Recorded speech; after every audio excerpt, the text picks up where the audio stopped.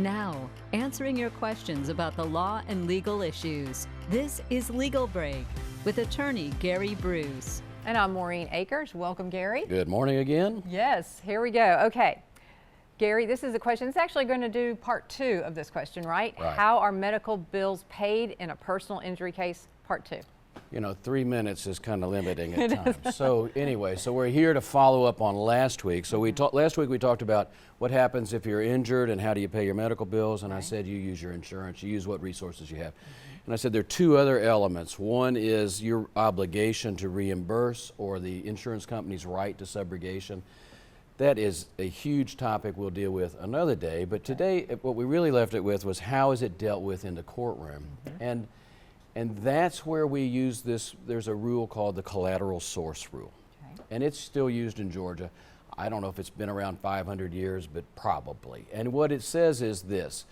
The fact that you have other insurance, the fact that you've taken care of your family by paying premiums for a product is not something that should benefit a person who hurts you or causes damage. That person's responsible for the damages they caused in full.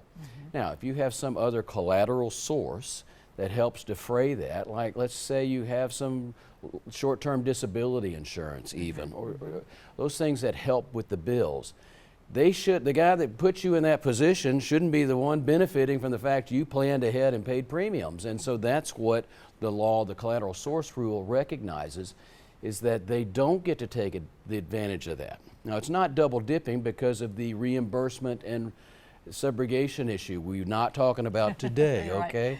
But it's just cleaner this way. So the law says, look, you owe medical bills, you owe lost wages, and it's a rare jury that doesn't go, I wonder if he had insurance. Sure he did. Well, it doesn't matter in Georgia. It's not to be considered. Your job as a juror is to put a full value on the case, not to worry about those ancillary things. Now, so here's what happens. The truth is, sometimes it's implied that we're withholding evidence, or somebody go, well, they didn't tell us about that. Look, there ain't nobody getting away with anything in a trial. The judge ain't gonna let something happen. The defense lawyers, smart people, they don't let somebody get away with something. That's just the way the law is. And so that's the way we do it fairly, and then those other things are taken care of outside of the verdict. Okay. Difference between Georgia and Alabama, is there? Huge difference. Alabama changed their law in the last few years to allow evidence of collateral sources, which complicates everything. Probably another topic.